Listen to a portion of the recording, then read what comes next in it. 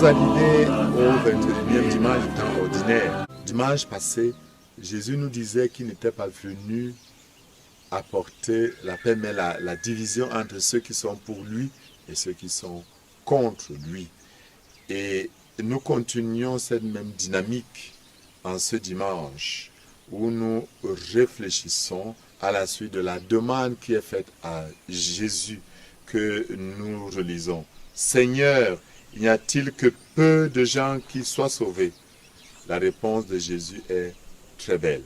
Mais Jésus entre dans un débat qui est vieux en Israël.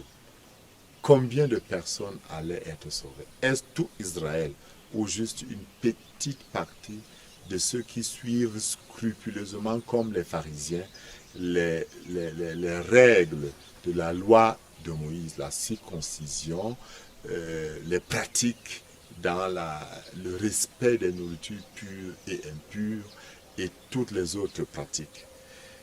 Mais notons que depuis l'Ancien Testament, les prophètes avaient déjà commencé à se départir de cette conception formaliste du salut.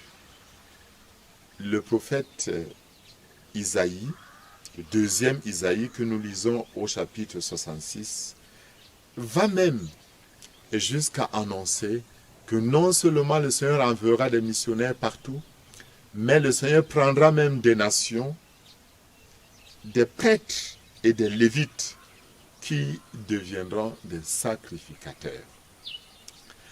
À la suite de cette approche, nous pouvons chanter avec le psaume 116, la louange universelle.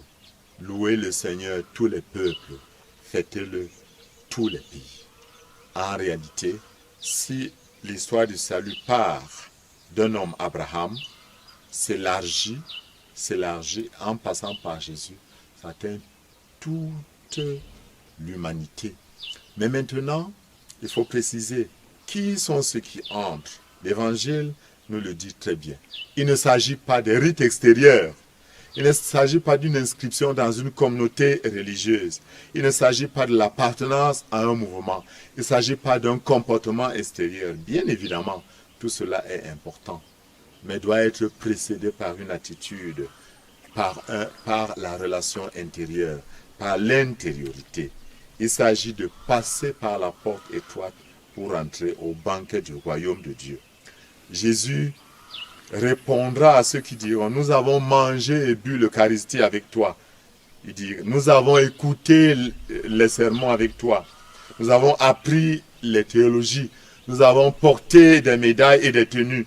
Nous avons appartenu à telle écoine, à telle confrérie XY. Jésus dira, je ne sais pas d'où vous êtes. Éloignez-vous de moi, vous tous qui commettez l'injustice.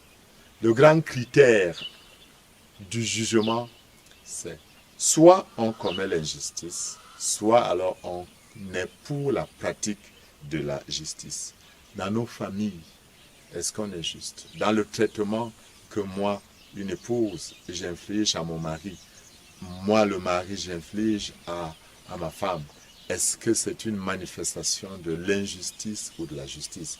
Moi qui suis magistrat, moi qui suis policier, moi qui suis militaire, est-ce vraiment avec justice que j'agis ou je suis plutôt un protagoniste de l'injustice? Dans nos bureaux, dans la gestion de la chose publique, même dans nos associations de quartier, oui, il y a une nécessité de pratiquer la justice. Jésus regarde les cœurs, Jésus regarde les consciences, Jésus regarde la vie. La pratique extérieure doit correspondre à ce qui est dans notre cœur. C'est du cœur que sortent les intentions mauvaises ou les intentions bonnes. Nous disons en Bassa, c'est le cœur qui partage le mets. C'est ce cœur-là que Jésus regardera.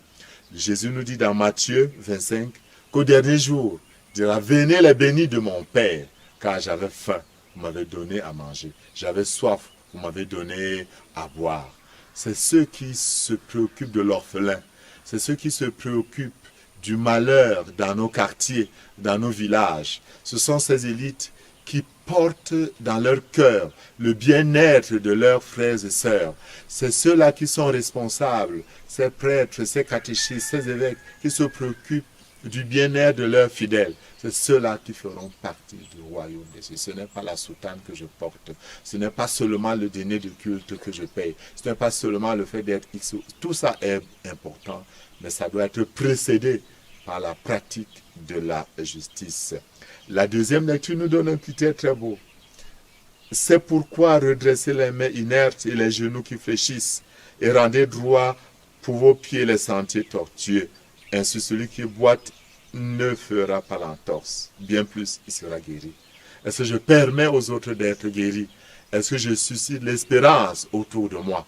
Est-ce que je porte ceux qui ont perdu le sourire à sourire encore? Alors là, je ferai partie de ceux qui entreront par la porte étroite. Oui, c'est ça. La foi doit porter des fruits vrais, des fruits qui demeurent. Et que Dieu Tout-Puissant, en ce jour, nous donne de porter des fruits et qu'il nous bénisse au nom du Père, du Fils et du Saint-Esprit.